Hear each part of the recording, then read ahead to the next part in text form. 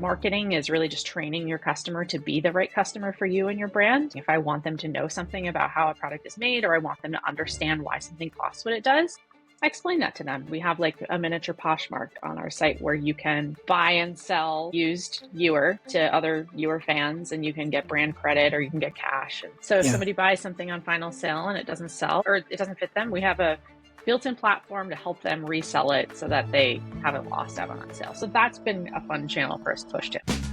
Welcome to the DTC Insider podcast, where online business owners come to find actionable tips and tactics to grow their businesses. Now, here's your host, Brian Roisentul.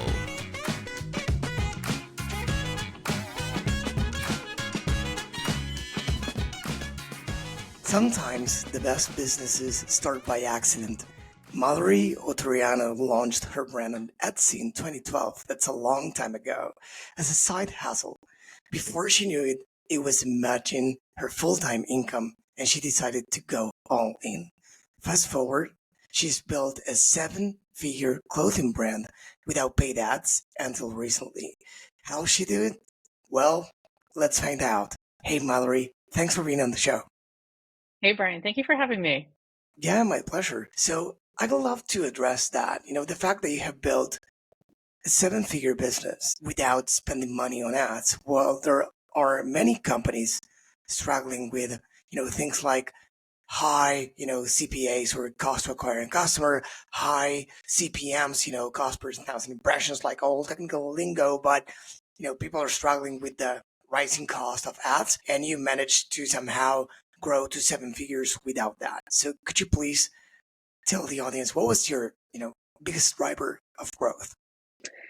Well, I think the thing to draw on first is that it's been a long time. I've had a focus on building a brand for many years. So I've been doing this for 13 years. So 13 years of community building is a huge way that I've managed to grow without ad spend.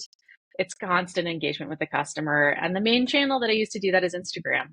I make a lot of content, but it wasn't always the main driver. I did a lot of events back in the day, but I've really focused on community building through free or relatively free ways. I hack a lot of things, like doing a lot of my own photography still. And yeah, I think that getting in front of people with good organic content in the last 5 to 7 years has totally been the main driver of growth. Yeah, 13 years is a lot. And it's a long time. Things changed a lot, pre-COVID, after COVID, and many things, technically speaking, I don't know if you're familiar with that, or everyone in the audience, but the iOS 14 update in 2021 basically is the moment in which advertisers lost the tracking, the precious tracking, that you see in your phone, like, would you like to be tracked or not? When you open an app, and most people say no, and before they didn't need to say yes, they need to go to manually to the settings of an app and say, no, I don't want to be tracked. So everyone was tracked, like by default. So it was a big moment. So many things happened, right? So one thing that we've been discussing here at length is the need for brands to go beyond the storefront to be successful. Because back in the day when you started, and it's funny that you didn't do things that way, which is a good thing, many brands had an easier time, let's say, sourcing products, manufacturing them, or sourcing them from whatever, putting them on a Shopify store and selling them without doing anything else. Now it's not a thing. So back then you already did that stuff. When, beyond the storefront, could you please walk me through that journey? What inspired you to do that, and what specifically did you do? Yeah, well, I've always thought that there's a big differentiation between a product and a brand. I think that's been another reason why I have, until very recently, not run ads at all, because so much storytelling is like how I've managed to grow a business. And I feel like a lot of that gets lost in advertising, especially if you have a small budget. You're pushing a product, and I really accidentally started this business because I was really passionate about style and making things and sharing style with the world and an aesthetic of clothing. So I didn't come at it from a place of, I have this whole strategy mapped out and I'm going to sell. I came at it from a place of like, this is my ethos, this is my aesthetic. You like it, you buy into it, I'm sharing it with you. And then it just kind of accidentally snowballed into something that I had never planned for or never imagined. But through that process, what felt very easy for me for marketing was just being real and showing up and sharing my process with people and talking about what it's like to run a business and being extremely transparent. I think that's such a trend and a buzzword in marketing now, but it was just how I functioned. It was just what felt really natural. What felt very unnatural was speaking in this salesy way and trying to push a product in a language that I didn't speak. So being just who I was and showing up on digital platforms like that and events and on social media and an email like that is really, yeah, I think continues today to be the easiest form of content for me to make because it's just me. It's just very natural. And that's what works the best. And as you're saying, and it's showing them that you care. It's not Totally. something, Yes. fake through. So Yes. I really think too that you have to create the customer you want, and that marketing is really just training your customer to be the right customer for you and your brand. And so I use marketing as like little tidbits of training. If I want them to know something about how a product is made, or I want them to understand why something costs what it does, I explain that to them. And so along the way throughout the years, by leaving all these breadcrumbs of content, people do understand and become trained to be the right customer for your brand.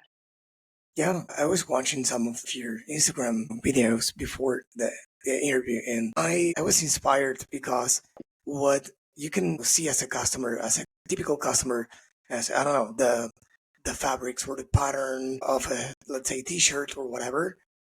It's like, I like it or I don't like it. But you were showing like what inspired you to create that, showing yourself in your studio with your laptop, trying to create that, the inspiration, the image you took, I think it was in the picture you took in Alaska and used as a background. So it's like, okay, so now I see that and it has a story, and I see that there's something genuine behind that. It's not a pattern for me or for your customers.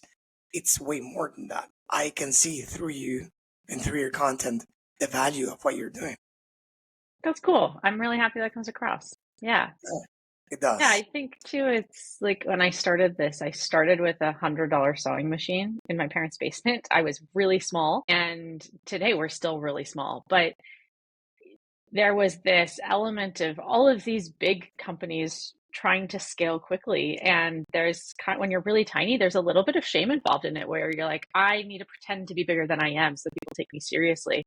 And I did that for a minute. And then I realized like that's just kind of fake. And it's really hard to pretend that you're bigger than you are and be really transparent and show this like, yes, I am doing the photography here. I am building the website here. I'm not going to pretend that I have some huge agency doing all this for me.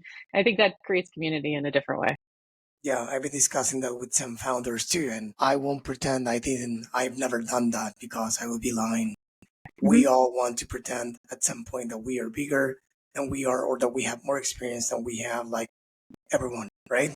Yes. But the main thing that I get from all the conversations that I had is that you need to use your, let's say, company, team, brand size to your advantage, because the big guys many times don't care about what you do. Care are not fast, to move and to evolve, and people in this era probably they don't care as much about them, and if you can show them that you care, you're there for them, you give them a personalized experience, you have their support, like, I think that people can tell. So people, today's an advantage. It's like, what can I do due to my size that the big guys cannot do? And I have Totally. amazing founders who, they are thriving in very competitive industry. Like these, I don't know, Canadian companies, like a men's underwear company competing against giants, industry giants. It's a very competitive industry. And they had a unique edge. The founders, there are four of them, and said, we are going to be the face and the body of the brand. And they are super fun, super entertaining. The content is all about them. And until 2 years ago, it was only the four of them and two more people, I think. Today, they are over 40. Wow. And they have an amazing journey. But the most important thing is that they said, how can we create impact from the acquisition to the branding, to the website, to retention? Like they call their customers and with their permission, they record the conversations, holding the phone on speaker, and they record themselves having a conversation with a client, and it's a fun conversation. And the good ones, they use those for the ads, right? So it's in the ads, they have like they show multiple things at once. One, it's a genuine ad. Second, they show the audience that they care about their customers because they are calling them. And third, it's social proof. Customer is saying great things about them on speaker. Totally. And of course, fourth, it shows the personality of a brand. Yes, it totally does. And good organic content creates great ad content. Yeah. So let's talk about events. Before going to the ads era, you said that you started leveraging events. What kind of events are we talking about? Did you host events? Did you attend events? Both? For the events you attended, were you a speaker or just in the audience? How do you approach people? Yeah. What Yeah. worked for you? Well, it's changed so much over the years. Back when I first started, it was a way to sell, and it still is very much so a way to sell, but it was a very focused on revenue generation back in the day. I had an Etsy shop for the first couple of years. So it was just a way to get in front of people and get the brand out to more people. I would do a lot because I was hand making each piece back when I first started. It was very much so an art, and I was doing these like high-end art fairs all over the country, like going to Chicago and these beautiful art fairs in Jackson Hole, Wyoming, and like every possible event I was there. And then I started going to more athletic events like yoga festivals and marathon expos and selling stuff there, participating in some sort of, mostly they were selling events, but I would definitely go to like brand building and sort of founder connective events. But today, our event strategy paused over COVID for sure, but we host a lot of events now. Still heading to an outdoor expo next week. We still go to a lot of different marathon and race-based expos, but we have customers, very strong local community, and then we have customers all over the country. So we'll like go to them and do little activations and pop-ups.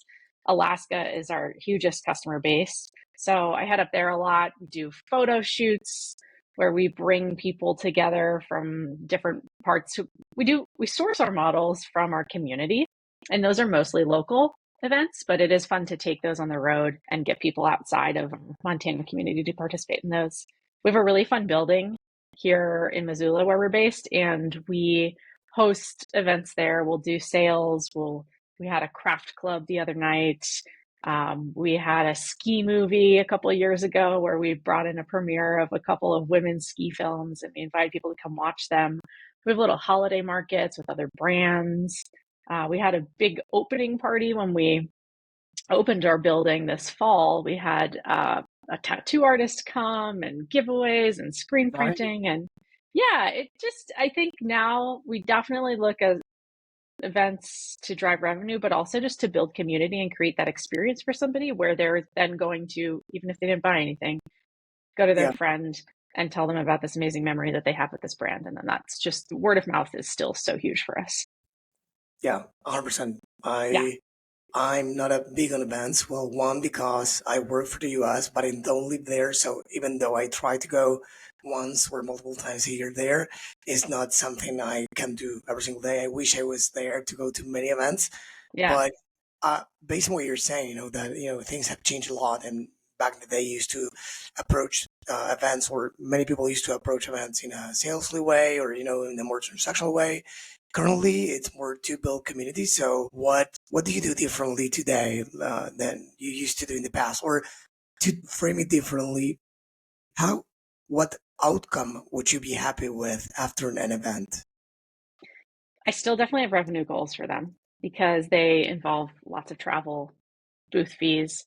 We definitely have to make some money, but I think just the touch point, getting in front of people, we are so heavily digital and we do the majority of our revenue online. So being able to have physical experiences with our materials is really important. And the experience of watching somebody touch and feel our fabrics for the first time, put those garments on themselves for the first time, step out of the fitting room and be so excited and feel so empowered and feel really confident because the clothes make them feel really good.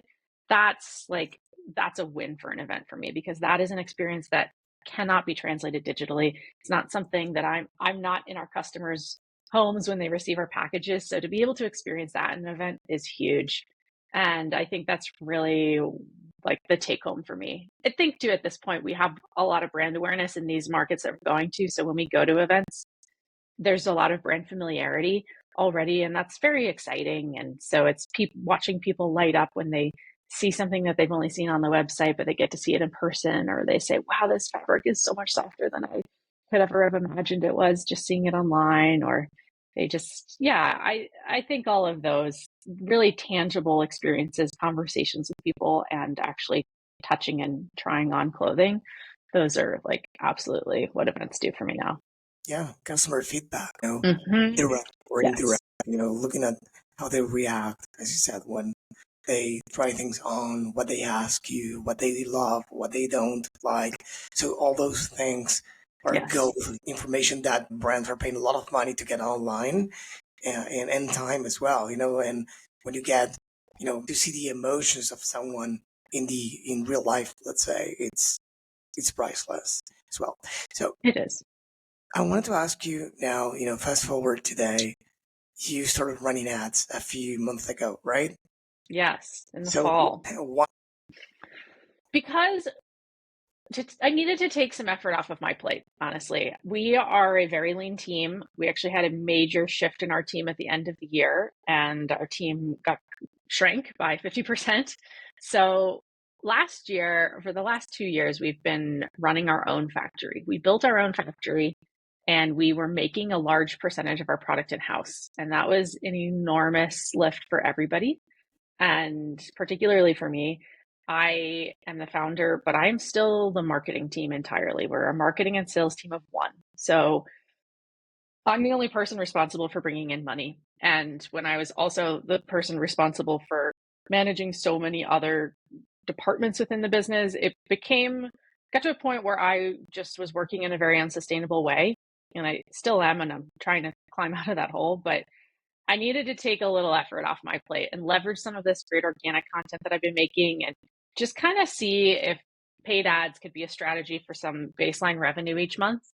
And also got connected with an ads manager who was an incredible recommendation from another brand friend of mine. So it was sort of like right place, right person fit. But we have a small budget. So it's been really interesting to kind of pull some different levers and see how that works. And really nothing performs in the same way that organic content performs thus far. But it's been a very curious experience.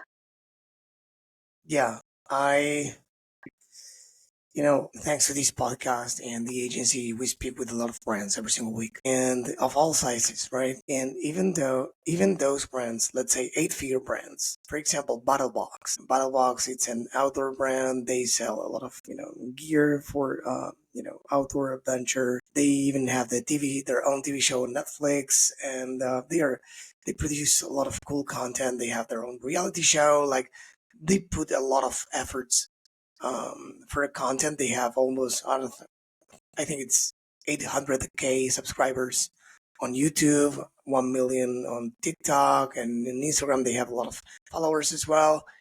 So they have an audience. They have a professional team now, not back then, to record videos. 50% of their sales come from organic. 8-figure brand, right? They still need to do ads. Still, for all brands I speak with, all of them, Meta is the number one customer acquisition channel, right? Mm-hmm. But organic, yeah, of course, if you're spending a small budget, I'm saying this to you and to, everyone who's listening and in the same position, if you're spending a small budget on ads and you have a strong organic position, then of course organic is going to be the vast majority of sales until you spend more to, if you know that you can buy, I don't know, a purchase for the cost of acquisition is, I don't know, $50. I'm just making it up. But you have 2K to spend a month, then you're going to get X, amount of orders. But if you increase that, and you know that more or less the cost of acquisition will be that, which is not the case, never. But if you manage to more or less keep that cost as you scale, then you know that the more you put on the channel, and you diversify as well channels, you'll get more organic compounds in a different way, as you know, right? Yeah. So I think that the two of them are important. I think that these days brands that run ads and don't have a strong organic position are missing on a lot of things. Yeah. But probably the other way around, it happens the same. If you have a strong organic position, that's amazing. But if you don't run ads, of course, you're missing the opportunity to grow and to scale. Totally. Yeah. Yeah. Yep. Absolutely. Yeah. You're kind of missing that sweep of people. And the other thing is, these days, everyone as e-commerce evolved, the conversation changed. For brands, first it was when you started, probably was Meta was a money making machine. Everyone who put $1 there received, I don't know how many out of it. It was crazy, the ROI. Mm-hmm. Then COVID hit, 2022 massive layoff. 2023, everyone started to realize that things weren't going to work this way, and that bottom line was a word that mattered, not only top line revenue. 2024 probably was the inflection point, right? In 2025, everyone is talking about channel diversification, right? Totally. So organic is important, ads is important, but it goes beyond that. Well, you're doing that, events. It really does. Yeah. Yeah. And it's interesting too, like just thinking about the timeline post-COVID, we never had enough inventory to run ads for. So that's kind of like, I think that's an interesting discussion point too. This sort of in 2020, like retailers canceled orders everywhere. And so every brand was pretty nervous that they were going to get stuck with a lot of inventory. Yeah. And then there was this huge surge, especially in the outdoor industry where we're heavily focused, just explosive growth, and nobody had inventory. And then the supply chain timelines are just like super long. So it took forever to get that inventory. And by the time that inventory came in and was stable, the forecasting had really changed. So we were in a position where we were selling out. We launched product every month. And so we were having these drops and selling out in 30 minutes. And we were like, oh my God, this is supposed to last us like 3 months. And so we couldn't get on top of our demand. And then we really over forecasted and we got way too much product. And it's taking a couple of years for us to really climb out of that hole of having too much product. And so that's been another reason why we're running ads, because we actually have stuff to sell. Previously, you would just come to our site and kind of wait until the next drop. But I think that's been an interesting discussion in the outdoor industry, is just the cycle of inventory and how that drives costs and ad spend and need. Well, recently I had a similar conversation with Montana Knife Company. The exact same thing. It was crazy. They were in a similar position. They said that they were launching a product, selling out. The first time I think it was in hours, then it was in minutes, and then it was like in 2 minutes or so. And they couldn't keep up. And once I think a partner of them helped them do the math of how much money they lost in those, times they didn't have inventory, and it was like a drop. Then it became like a strategy. They did like these product launches. They announced it with a lot of time ahead, but then they figured that they needed some steady, probably inventory. So now they have this inventory on the website, and they don't sell out as they used to in the past. But it happens. Yeah, that's exactly where we're at. We had these funny situations too, where people were showing up to our drops and scooping up lots of things and then reselling them for way more money on eBay. And that was creating a whole ecosystem of customer frustration. And so, yeah, that was kind of a wild time. And you took that in-house, right? Like the in-house, like that you built a resale site. Is that correct? Yeah, we have a resale site in-house now because of that whole experience. It's powered by a company called Treat. So they have actually created this incredible platform that allows you to have a branded resale site on your page for a subscription, which is really amazing. So we have like a miniature Poshmark on our site where you can buy and sell used Ewer to other Ewer fans, and you can get brand credit or you can get cash, and it's pretty slick. And for those, in the audience looking to, implementing some of that stuff, I could think that the first question they could get, or I have, is, does it cannibalize The regular site. Yeah, I think that was a concern. We have some strategies in house to make sure it doesn't. So people can upload their own stuff, and then we can have some brand direct stuff. So that's an avenue for us to sell factory right? seconds or kind of discounted regular merchandise. So anything that's current and new on the site or part of a recent drop, we do not list it for several months. We hold on to it so that people aren't Right. coming and buying the cheaper version. And I don't think it cannibalizes it because we're moving product so quickly and prints are changing and different all the time. So people actually go to the resale site to collect things that they maybe missed out on from previous years. So I think it's been kind of a fun channel. It's been actually a customer acquisition tool because people come in at a lower price point, get a piece of used clothing, really fall in love with it, and then realize that like they're going to save up and buy something from one of our drops at full price.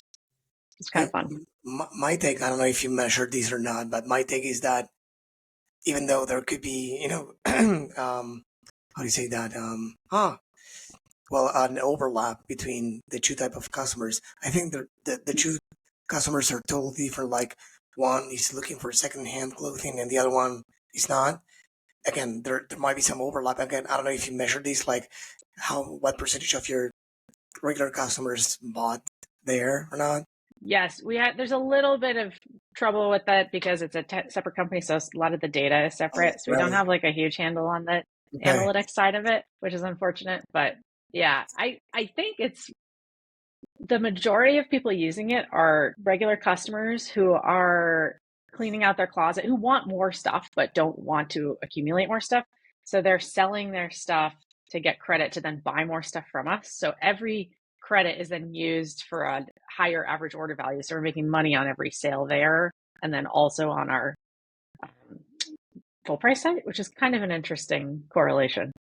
And what's the impact of these on your business? Is it contributing a good percentage? Yeah, I'm trying to remember what it was last year. I want to say it was like, it's small, but it's like 3 to 5% of our revenue every year. So it's like Nice. something. Yeah, it's something exciting and it's something fun. And it's also we do final sale on most of our sales because we're made in USA product. Our margins are really small and we've decided it's just not in our best interest financially to accept returns on steep discounts. So if Yeah. somebody buys something on final sale and it doesn't sell, well, great. Or it doesn't fit them. We have a built-in platform to help them resell it so that they haven't lost out on that sale. So that's been a fun channel for us to push to. So you said that you manufacture your products in the US, and I know many brands want to do that too, for different reasons. And Yeah. what's the ups and downs of doing that? It's been such a journey and it continues to be such a journey. We've been made in the US the entire time. So back when I first started, I was obviously making everything, but that was only a possibility for so long. And because I was going to all these events and meeting all these people and all these other brands, inevitably I met a factory who was US based there. And because I had a personal conversation and relationship with them, it just seemed really easy to kind of transition there. The benefit of being a small brand and making in the US is the minimums here are much lower than Asia. You could make a few hundred of something and instead of several thousand of something. So that accessibility was really pivotal in the early days and still continues to be. We don't make a high volume of very many things. We do like a lot of things in small volume. And the communication as one person seemed easy. We don't have to have a liaison or a broker to translate. We can hop on a plane and be at a factory in an hour or two, which is really awesome. But it does come with a lot of challenges because it's extremely expensive and the manufacturing industry in the US it has changed dramatically over the last 30, 40 years. In the early 90s, so much of it was offshored because of incentives, tax and tariff incentives. So the industry really left in the 90s and it hasn't really regrown. So a lot of the skill set is very localized to specific parts of the country, very much so tied to populations of people who are aging. younger people are not gaining those skills. And it's a little bit, there are little revivals happening in certain parts of the country, but it's pretty bleak. There's not a lot of textile manufacturing happening here. And that's a big challenge for us at the moment because we have some of our highest volume fabric is made in China because it simply isn't made in America. And we import it from China to make it in America. And we pay like a 55% tariff on it now. And that's like really incredible. We're having some crazy tariff changes in the United States over the last month. And it's been really interesting. I think people don't understand the impact that it has on American manufacturing because we don't have a very strong raw materials industry here for many different industries. So yeah, over the years, manufacturing in the US has been really challenging from a quality standpoint. We have always been in a position of moving from factory to factory kind of quickly as we outgrow people or we have quality problems. There's not a lot of accountability, and that's been really hard. I've had probably upwards of $1 million worth of damaged product over my tenure in this business due to bad factory partners. It's pretty wild. And after going through that for so many years and having my business suffer as a result of it, I decided that I needed to bring manufacturing in-house again. So did a big crowdfunding campaign for it in 2021 to be able to build our own thing. And then in 2023, we opened our own factory here in Missoula and we made stuff for 2 years. Not everything. We did 30% in-house in 2023. And in 2024, we did about 70% in-house. But along that journey, and it was extremely hard. This is a tiny state. There's no commercial apparel manufacturing here. We were training people and it got to be extremely expensive and super stressful and hard.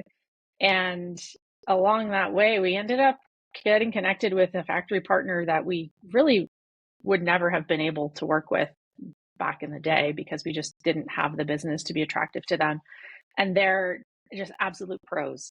And so we got in this position of saying, do we keep making it ourselves and struggling and having it cost a lot, or do we pivot back to this great factory in California and have them make all of it? So starting in 2025, we went that route, and now we're having it, for the most part, all made in California.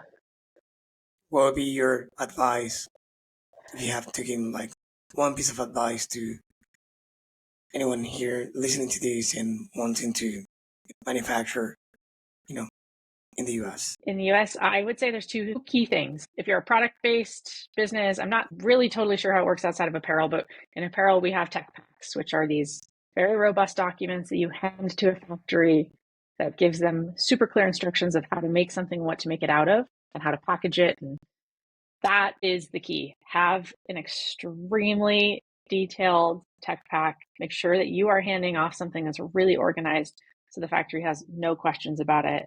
And approve samples, like get them to make a sample so that that looks perfect. And then when your production arrives, if it doesn't look perfect, you have some sort of legal recourse, which I've had to engage a lot. That's one thing, just being totally detailed and organized in your information. And then another thing I think is really having a great relationship with them. We have a full-time product developer on our team whose job is exclusively to interact with the factory, manage the supply chain, and she talks to them on a daily basis. She calls them and emails them, and that communication is really strong. And your product is the most important piece of your business. If you don't have product, you don't really have anything to sell or anything to make money off of. So putting a ton of energy into making sure that it's made perfectly and not letting that take a back seat is something we've been focusing on a lot lately. Yeah. And is this person responsible for getting, going from concept to sales in just 6 weeks? Yes. So Sarah is our product developer and designer and supply chain manager. We wear a lot of hats here, and she does all of our technical design. So I do a lot of the product line planning. Her and I kind of do that together, but I ultimately decide what the stuff is that we're going to make. And she does all of the pattern making and sample making in-house, which is kind of a unique thing. That's what allows us to get things rolling pretty quickly, is we could develop a product in under a week in-house as long as we have the right materials, because we have a full-time staff member who's sewing and making patterns and tweaks. So yeah, we've taken a couple things from concept to sales in a very short period of time. A lot of it has to do with our fabric availability. We have a lot of custom made fabrics, which are much harder to pivot on, but we do have a lot of stock fabrics that we print. So we do a ton of sublimation. Like a huge piece of our brand is bright colors and bold prints. So we have a stock of just blank white fabric in LA. And if we have an idea, we just print it on there. Our printer is extremely fast and we ship things around and we can cut and sew pretty quickly. Yeah. Yeah. One thing that I found really interesting and unique probably is that we were talking about the challenges of, manufacturing products in the US a few minutes ago. And you have like a video series called Slow Fashion Math or something like that Yeah. on Instagram. Would you like to tell the audience more about it and why you started that and like why do you do that and what do you do in the videos? Yeah. So I have this series called Slow Fashion Math where I try to release one a month. I am the content creator for the brand too. So sometimes it's not every month because I have a lot of things to do, but it's a video that breaks down a different one of our products in each video, exactly how much it costs to make that product. And the impetus for that came from what I mentioned at the very beginning of this conversation is training your customer and creating the customer you want.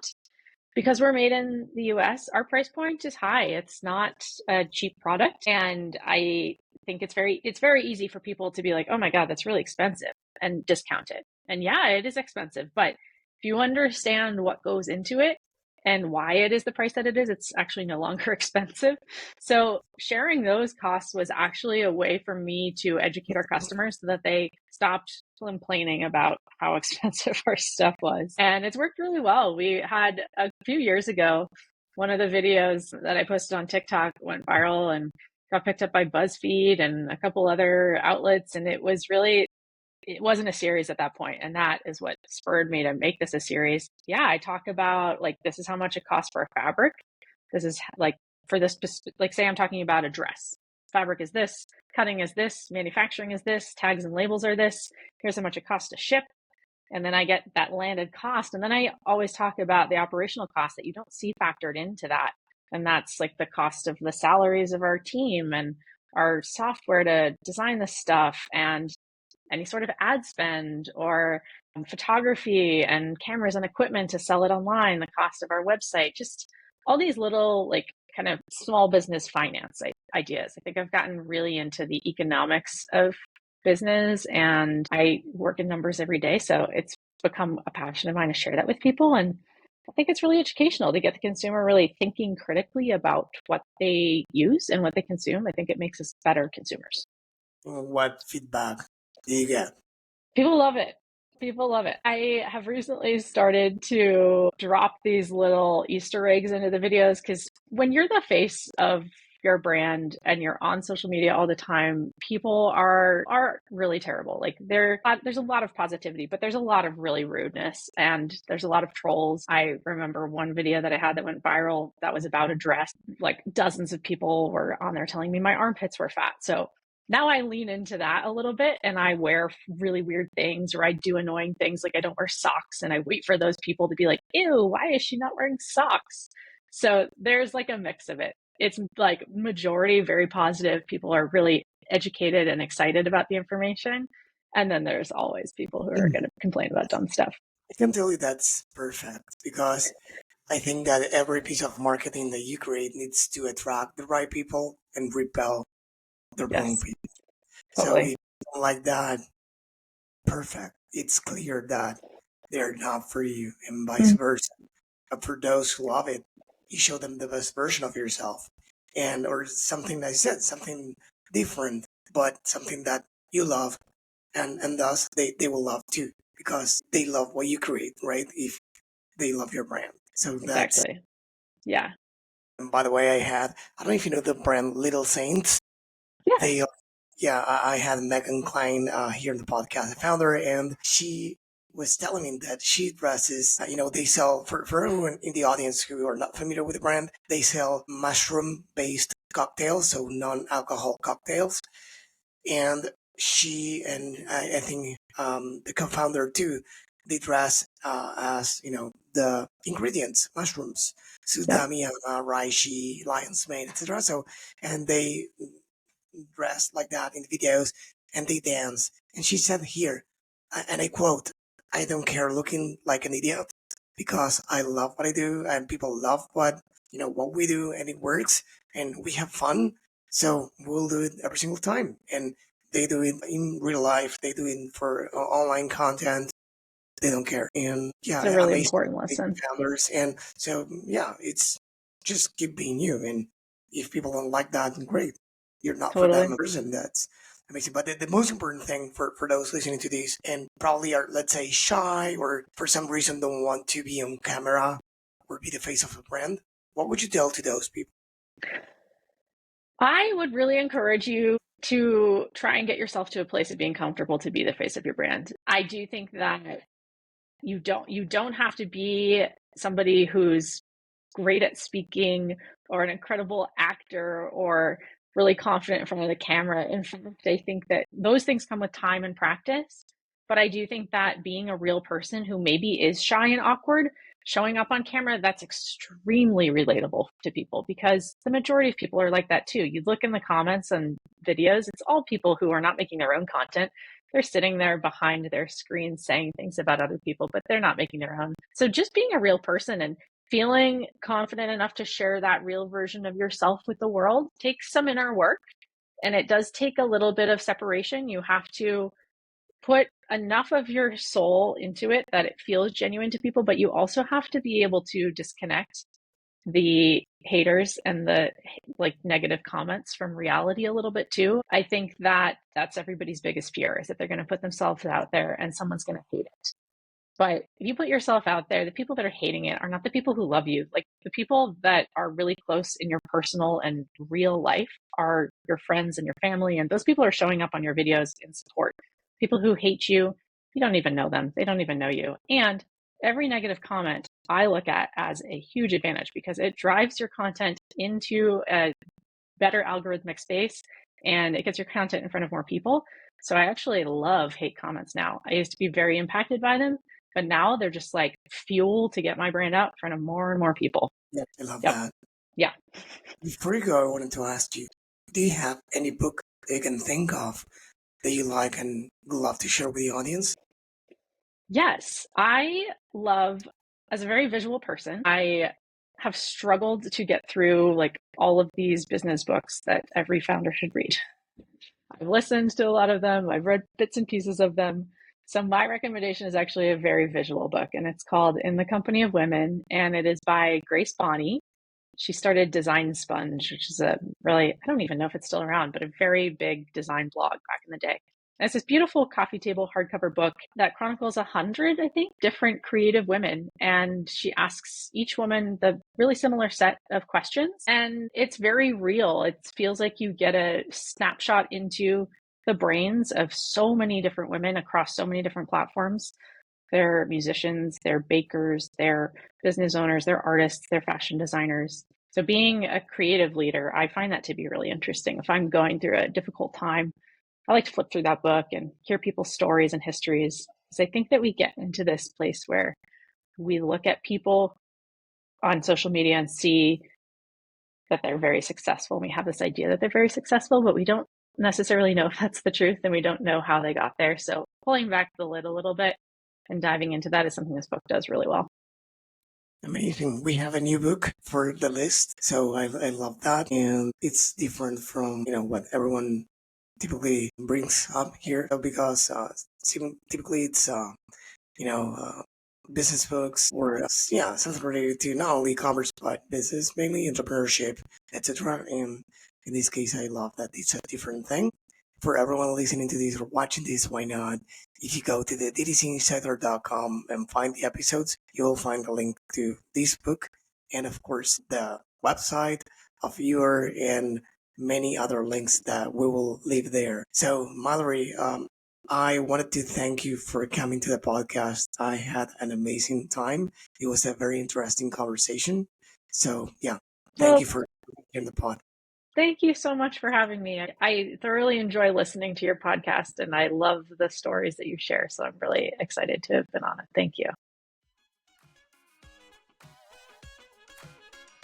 This episode was brought to you by BSR Digital. We help DTC brands grow through paid ads and email marketing campaigns. If you'd like us to help your business grow, head on over to bsrdigital.com and schedule a call with us.